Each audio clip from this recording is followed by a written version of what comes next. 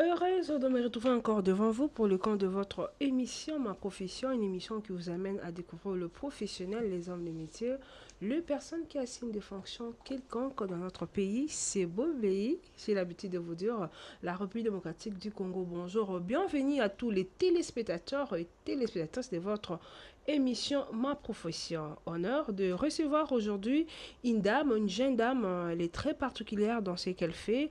Elle est une coiffeuse, entrepreneur.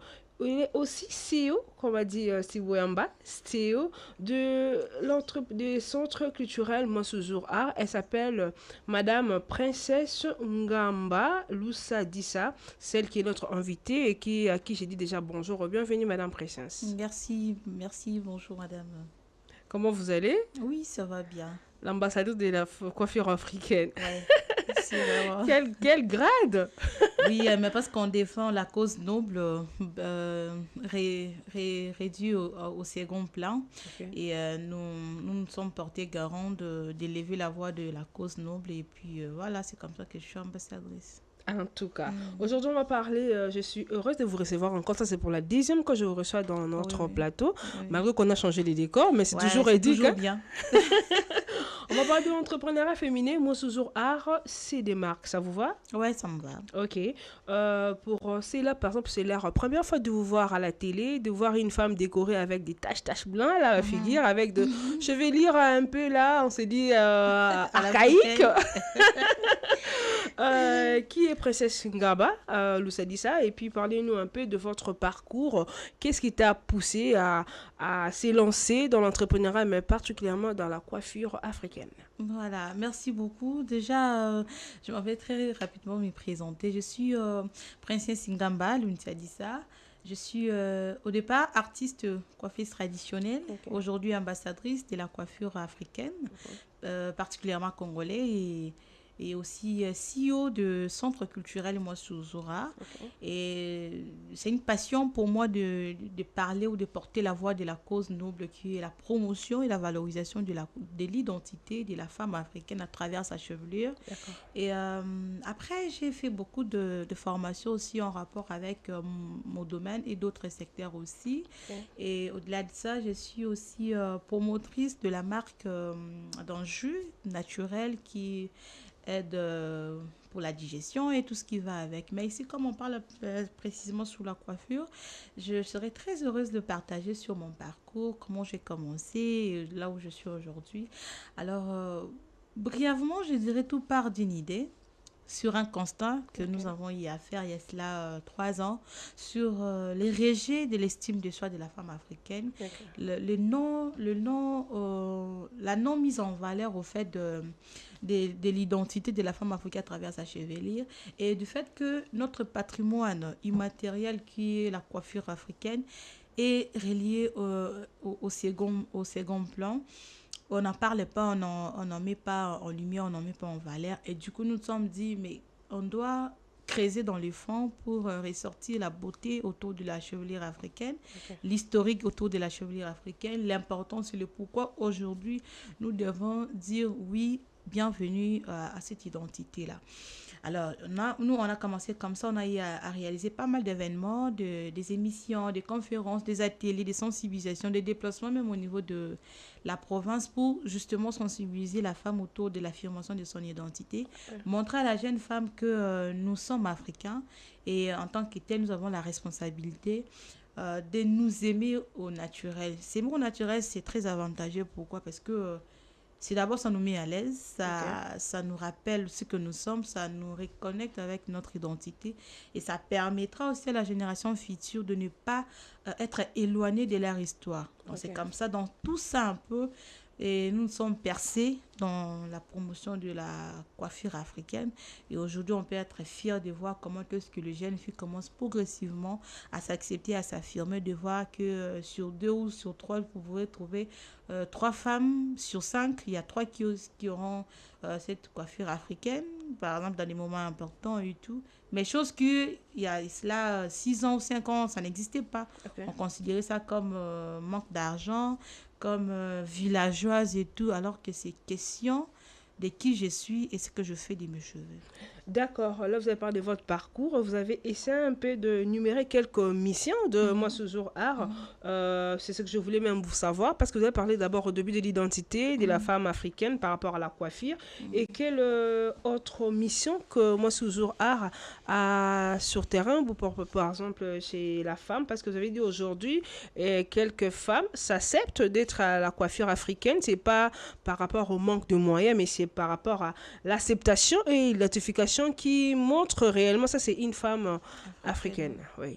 Alors, parmi les missions du Centre culturel Moi Zora, nous avons la mission euh, de d'amener la femme congolaise de retrouver son équilibre capillaire. Vous savez, l'équilibre capillaire est très important. Comme je disais tantôt, au départ, la beauté, je cesserai toujours de les dire que la beauté, elle est relative. Tout le monde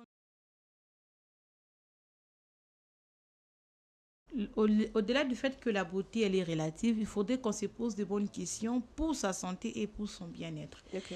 Alors, nous, on rappelle à la jeune femme les bons fondés de s'accepter et de s'affirmer. C'est parmi la mission de mon Et accepter ton naturel ou bien temps comment? naturel, temps Ouais. naturel de ne pas considérer sa chevelure comme un passe-temps, mais prendre sa chevelure comme un capital dans le sens de la préservation de sa santé et de son bien-être. Et au-delà de ça, nous avons la mission de restaurer l'équilibre mondial pour ce qui est de choix de ses cheveux et tout, et ramener la coiffure africaine au centre du développement comme un levier d'épanouissement de l'auto-prise en charge de la jeune fille aussi. Ok. Et au-delà de ça, ramener le centre culturel dans nos différentes provinces. Récemment, nous étions à Matadi où nous avons formé la jeune femme, mais pourquoi pas, on ne pourrait pas parler d'autres provinces autour de cette question ici et faire en sorte que la coiffure soit acceptée et pourquoi pas un jour déclarer la coiffure comme patrimoine aussi, comme on a déclaré la musique. Vous voyez un peu. Donc, Ah, ce sont des démarches que nous sommes en train d'amener chaque jour pour que ça soit vraiment inclusif.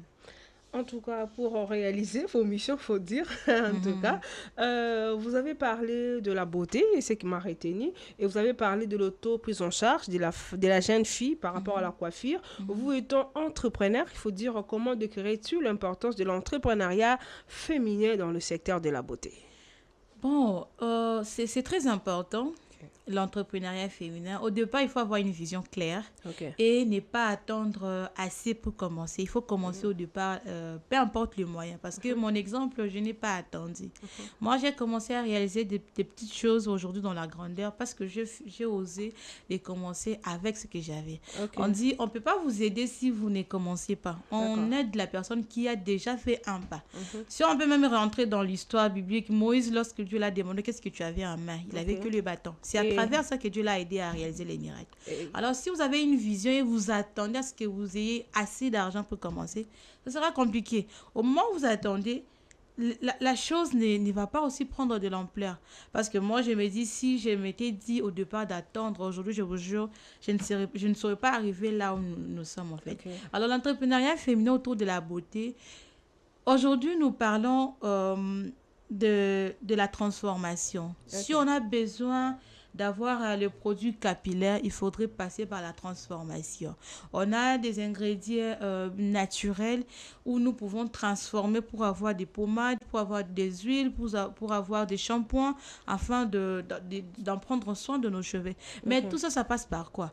par l'entrepreneuriat féminin. Parce que si la jeune femme aujourd'hui, elle a peut-être une vision de mettre une marque de beauté autour des soins capillaires et tout, mais elle faudrait commencer par la transformation, prendre nos matières premières et transformer, et demain, nous aurons le produit fini. Alors ça passe par l'entrepreneuriat féminin et c'est encouragé. Il faudrait seulement que la femme cherche au fond d'elle ce qui est sa passion et s'est lancée. Avoir assez d'argent pour oser et commencer quelque part. Ok. Allez-y comprendre, c'est ce que vous venez d'énumérer. Mais vous avez parlé, j'ai attendu là, vous avez dit qu'il faut d'abord avoir quelque chose à la main. Qu'est-ce que vous avez avant à la main pour qu'aujourd'hui vous deveniez Mosuzo? C'est comme on veut demander à Moïse, qu'avez-vous à la main? Oui. Et puis... Moi, tout ce que j'avais à la main, j'avais mes deux pieds, j'avais ma tête et j'avais ma vision. Et j'avais la bouche. Parce que vous savez, d'une manière ou d'une autre, le capital que nous, on cherche des autres, c'est d'abord ce que nous-mêmes, on a. Parce qu'à travers la bouche, vous pouvez dire ce que vous avez comme vision. À travers la bouche, vous pouvez aller vers des personnes qui, dans la mesure du possible, pourront vous accompagner dans un premier temps.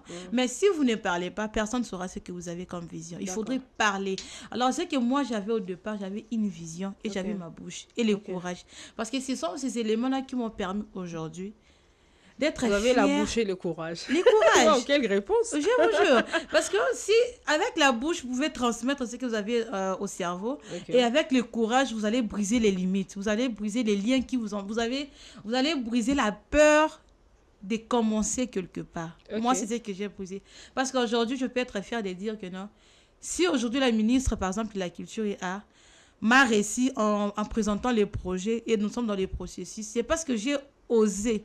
Et c'était grâce à quoi? Grâce à la vision que j'avais, la bouche et les pieds. Et aussi, au-delà de ça, le courage. Parce qu'on pouvait se dire que non, il faut nous là-bas brancher. Parce qu'on branche, on a pris. Si toi-même, tu es le cerveau menteur au départ, vous savez un peu. Donc, moi, je dirais aujourd'hui que ce qui freine beaucoup de gens, c'est la peur. La peur, d'une manière ou d'une autre, jusqu'à ce que nous allons quitter le monde, on aura toujours la peur. La peur, elle est naturelle. Mais prendre la peur comme élément de blocage ou de freinage, c'est à ce moment-là qu'on ne va pas commencer. Briser la peur, avancer, oser et faites ce que vous avez comme vision. Et demain, vous serez surpris du résultat. Princesse Ngamba, Loussa dit ça, c'est ça? Ouais, Loussa dit ça. Loussa dit sa femme entrepreneur, ambassadrice du centre culturel Mosuzo Art. Je voulais quand même savoir, parce que vous avez dit, vous avez la bouche et le courage. Moi, je pensais que vous avez dit que vous avez le main, parce qu'avec les mains, on tresse les cheveux quand même. Vous n'avez pas répondu à ça même. Comment vous avez fait pour imposer à la femme congolaise qui s'est déjà habituée à mettre le cabello, qui est déjà habituée à défausser ses cheveux, elle a abandonné par exemple ceux qui a Singa ou nos mamans stressées. Comment vous avez eu à imposer cela à la tête de femmes, et puis vous avez été reçu par notre ministre de la Culture pour imposer cela. Comment vous avez pu faire? Bon, c'était simple. Le courage. Ouais, c'est le courage. C'était aussi simple que ça. Ça, c'est pas facile, il faut dire. Oui, simple de chercher comment imposer cela, mais les faire accepter chez la femme qui était déjà ancrée de l'autre côté, c'était vraiment difficile. Mais les techniques, c'était quoi? Vous savez, comme je suis là, si on me dit de l'eau et qu'on me dit que l'eau qui est devant moi est empoisonnée, par souci de ma santé, je ferai un choix. De ne pas prendre parce que je ne vais pas mourir en fait. C'est question de présenter les risques. Mettre chaque personne devant un fait accompli et lui-même décider. Et nous présenter les bons côtés de notre coiffure à nous, parce que ça protège l'environnement de la femme, parce que ça protège la santé, parce que ça nous met à l'aise, ça ne nous cause pas de maladies, parce que ça ne nous détruit pas, ça ne détruit pas la couche chevelue, parce que ça ne nous prédispose pas à développer les cancers, parce qu'on n'a pas besoin d'utiliser des cols pour faire les tresses africaines. La femme a le choix. La femme a le choix. Et puis, dans Nawendi, excellence en bouteillage et ça l'a raté. La coiffure africaine, oui. La coiffure africaine, c'est de l'excellence au fait. Et être différente, c'est une valeur ajoutée.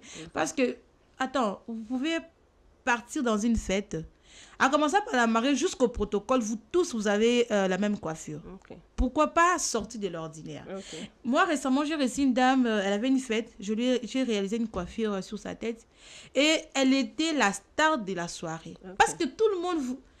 Et les photographes, les caméramans étaient braqués. Finalement, elle a dit sortir parce que elle avait vraiment attiré l'attention de beaucoup de gens. Elle a dit, madame, j'étais obligée de sortir un peu et revenir après. Ok. Parce que, vous voyez un peu, parce que tout le monde trouvait ça différente. Ok. Et du coup, c'est cette différence-là qui fait une fierté et qui crée la valeur ajoutée. Parce que dans un monde où tout le monde veut se conformer et tout, c'est pas vraiment beau. Ok. Il faudrait créer ta marque à toi. Hein? Donc, Ok. dis-moi, on a un peu dans moi, Wendy, on est ça là bien. En tout Ah. cas, c'est ça que je voulais savoir quand vous vous êtes imposé dans jeune fille, maman, tout ça par rapport à la coiffure africaine ou la identité na biso au moins comme tant que congolaise ceux qui mutamoni congolaise moni ceux qui singa moni ceux qui purement naturel le quoi ndongo te na mutu na yo réaction il y a cliente na yo face à tes produits face à tes modèles déjà je viens d'avoir un témoignage que je viens de parler et réaction ni vraiment basala kanango. La première réaction, en fait, la première question de tout le monde, peu importe le modèle des tresses africaines, est-ce que ça l'a pas cité? Cette question-là, en tout cas, tout le monde parce que ça tire tout ça. Oui, tout le monde qui sont passés chez moi, Souzoura, au retour, quand je demande les avis, parce qu'après, je fais toujours les suivis pour savoir un peu les réactions et tout. Et on dit, madame, la première question, c'est est-ce que ça fait pas mal? En fait, ne pas faire mal, c'est la manière de plier, et c'est les techniques, au fait. Chez moi, Souzoura, on a des techniques de tresse pour ramener à nos clientes les conforts. Ça l'a tellement à l'aise et donner goût aux autres. Et du coup, autre réaction, c'est que c'est joli, hein? Est-ce qu'il y a pire au Simba? J'aimerais répondre à ceci. La coiffure africaine ne définit pas les visages. Peu importe ta morphologie, il y a toujours des modèles africains qui vont avec ta morphologie. C'est pas que non, les coiffures africaines ont la morphologie, X, on a opposé en peu importe ta morphologie, aux ana qui a mis cousse, aux ana qui a mis line, aux ana mbunzu, il y a des coiffures africaines qui s'adaptent en fonction de la morphologie de la personne. Et vous, quand vous venez au salon, quand vous venez au centre, on vous regarde et puis on vous étudie, on vous présente les catalogues par votre choix. Si vous avez par exemple fait un choix qui ne va pas avec votre morphologie, on vous explique et on vous ramène parce qu'il faudrait faire un truc aux à l'aise. Et ça a été que ça, les locaux et puis comme il mal à l'aise, le monde au maintenant au fungoli. Ça aussi, c'est la partie thérapeutique où on ramène à la cliente, non seulement que nous, on a besoin de la tresser pour avoir l'argent, mais on dit à la personne que regarde les modèles que tu as choisis, ça ne va pas aller avec ta morphologie. Voilà ce qui peut aller avec ta morphologie. Vous savez, et ça, les dames se sentent en confiance et elles nous voient comme leur médecin, une famille, vraiment un environnement vraiment où on se sent à l'aise et on se sent aimé et on tient compte de nos avis et de nos préférences. Vous voyez un peu. Donc, c'est un peu ça. Ok. Au début, vous avez dit quelque chose que vous m'avez tiqué. Vous avez dit que la musique, aujourd'hui, est reconnue comme patrimoine culturel. Et comment, avec ce que tu fais, donc femme ambassadrice de la coiffure africaine, il faut dire, comment à votre niveau, vous pouvez dire que culture et la tradition ont influencé par rapport à Souki. Est-ce que Souki vraiment aujourd'hui on parle de Dorcas qui est parti représenter notre pays, la RDC dans le concours Miss Univers en tout cas. Est-ce que quand on la voit avec ses chevelures et identité qu'elle femme africaine, elle congolaise, parce qu'il y a des femmes africaines aussi là-bas, qu'est-ce qui montre vraiment qu'il y a congolaise à ce niveau-là, que coiffure a influencé vraiment culture, a influencé le développement, tout ça, comment tu trouves? Bon, comme la dernière question, ça tombe sur Madame Dorcas. Récemment, j'ai vu ses publications, d'ailleurs, j'ai partagé ça. Elle était habillée en tissu Kuba et avec une coiffure vraiment africaine. Vraiment, elle a respecté de la coiffure au tennis. Parce qu'aujourd'hui, on assiste à des événements où tu vois la femme à Zakaka, tennis africaine, mais sous Kakiotia X. Alors, pourquoi est-ce qu'aujourd'hui, on doit plaider pour que la coiffure soit déclarée aussi comme patrimoine culturel et tout? En partant de l'histoire, les tresses africaines ont un code social, spirituel, culturel, traditionnel et aussi civil. À travers les tresses africaines, on pouvait identifier un célibataire ou un marié. Et à travers les tresses africaines, on pouvait différencier cette femme, elle a atteint, ou ça, elle est arrivée à phase de la maturité ou pas. Et vous savez aussi, pendant l'esclavage, les femmes se tressaient pour se communiquer. Donc, au-delà des tresses, il y a... Moi, je pourrais dire, les tresses à l'époque, ils ont le coup là... il y a un mystère qui est caché derrière. Ministère caché, ils appellent le coup là TV, ou vous appelez le coup là radio. Parce qu'à travers la radio, vous pouvez apprendre des informations. Maintenant, ils se tressaient comment? Il s'est communiqué comment? À travers les tresses. Il savait que non, si on fait telle tresse, c'est parce qu'on doit prendre de telle direction. Vous voyez, au-delà de ça. Et à travers les tresses, on pouvait faire des réserves pour l'agriculture. Parce que nos mamans se cachaient des graines de maïs entre le milieu de cheveux. Ceux qui toquent en alléluia, c'est ceux qui ont beaucoup. Dans mon délou, tant au pas. C'est un chemin, non? Au passant, les mesures à ceux qui tracé mon délou. Quand tu renfermes comme ça, tu caches des graines. Et après l'esclavage, les mamans récupéraient ces graines-là pour planter et en faire des survivre. En tout cas. Donc, juste à travers la coiffure. Mais pourquoi pas déclarer aujourd'hui la coiffure comme patrimoine mondial? Parce qu'il y a l'histoire, parce qu'il y a la tradition, parce qu'il y a notre identité.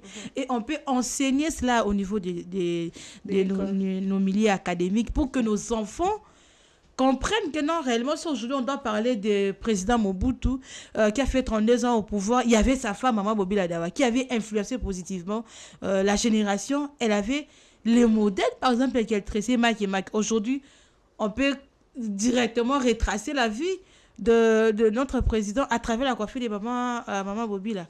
Vous savez, au-delà de l'apparence ou au-delà de la beauté, le choix de la coiffure, nous portons en nous un message. Nous portons en nous la souffrance de nos mamans qui ont enduré pendant l'esclavage. Aujourd'hui, si on a l'impression que l'effet avoir de cheveux bouclés afro, c'est sale, c'est pas parce que nos mamans ont voulu que ça soit sale, non. C'est parce que au moment de l'esclavage, Bazalène a tenté et n'ont pas pris le temps de ramener avec eux les astuces ou leurs produits ou comprendre soin à qui n'a pas. Et puis bande qu'on manquait tant matériel il y a cause soin à qui n'a pas, raison pour laquelle qui n'a pas comme ébélé afro et bande comme sale. Mais c'était pas volontaire, c'était involontaire.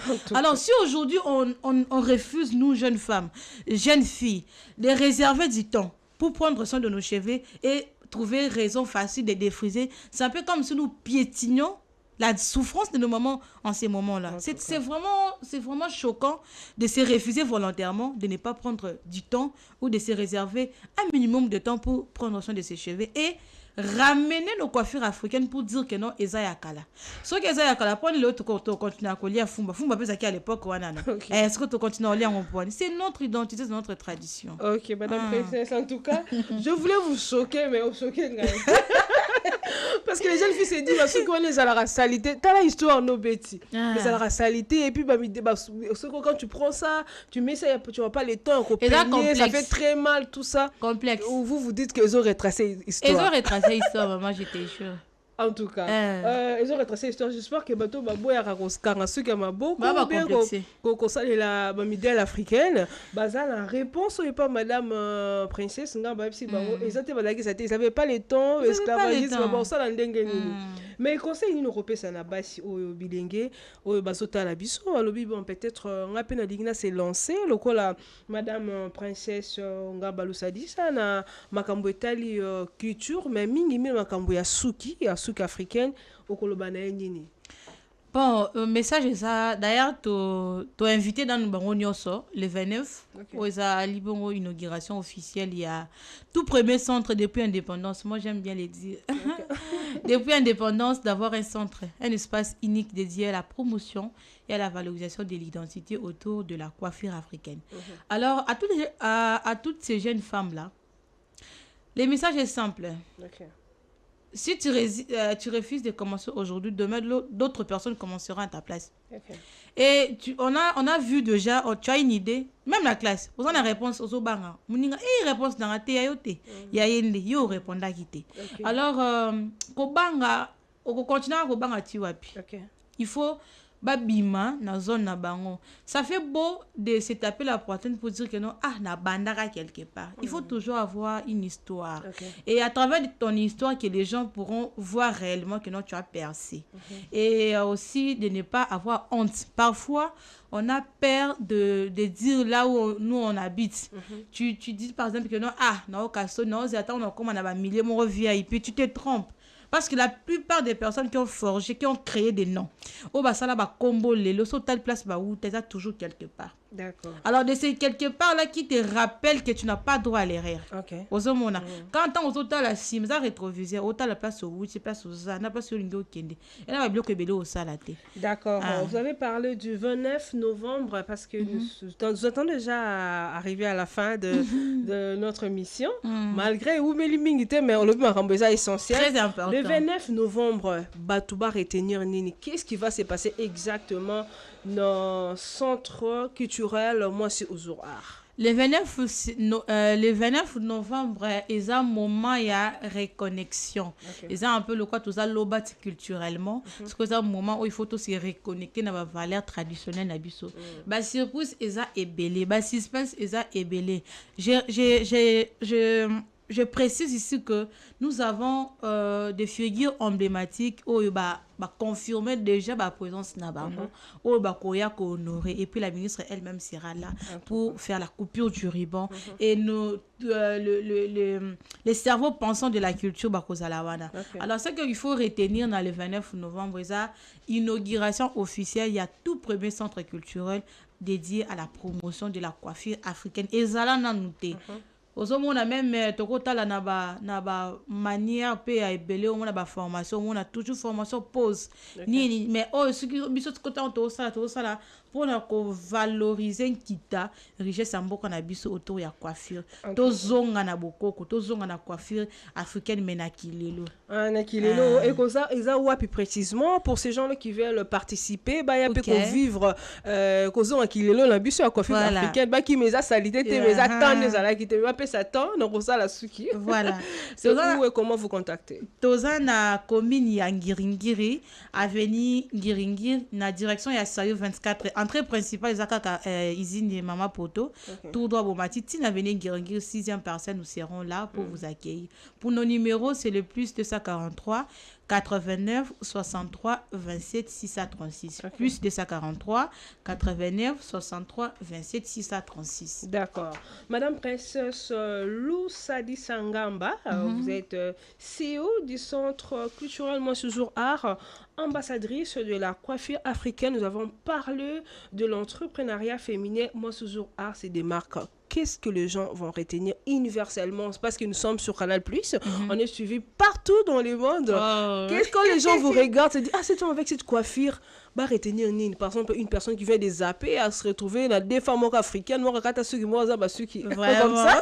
Et la personne va retenir quoi de votre passage, Madame Princesse? C'est que les gens vont retenir dans le passage Nabiso et ça que je suis ambassadrice de la coiffure africaine. 2. Nous inaugurons officiellement notre centre culturel dédié à la promotion de la coiffure. Et par rapport à la jeune femme, elle n'a pas raison de se sous-estimer ou de se surestimer pour avoir des raisons de ne pas commencer sous prétexte que non c'est là-bas moyen oyo tira ba méga pota la ba TikTok et on se ça la makamboza na ngo valeur zo moyen wana banda ko créer chemin na créer progressivement sous ta vision pour que demain les gens te trouvent en chemin et te prêtent la main pour avancer. Et aussi nous demandons à tous les opérateurs culturels de nous tenir main forte pour que nous puissions élever la culture de notre pays.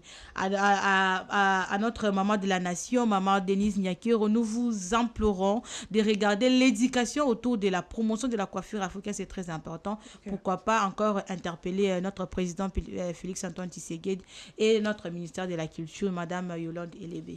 D'accord. Merci beaucoup d'être passée, Madame Princesse Ngaba Loussadissa. Donc, nous vous encourageons, beaucoup de flair. Le 29, nous serons là, l'équipe de la RTDIC pour refaire les lives, faut dire. Merci beaucoup. En tout cas, vous avez aimé la réalisation. Dites merci à Siboyamba et à Kalem Mukendi et Alexis Moukeba. J'ai dédié cette belle émission à tous les amoureux, amoureuses de la culture et surtout de la beauté africaine. particulièrement à M. Nickel Bombembe de l'informatique. Il est agent à l'Institut du Musée National, du Congo. À vous tous, je vous donne rendez-vous très prochainement avec le même programme. Restez branchés au programme de la RTDIC. Merci beaucoup. Merci.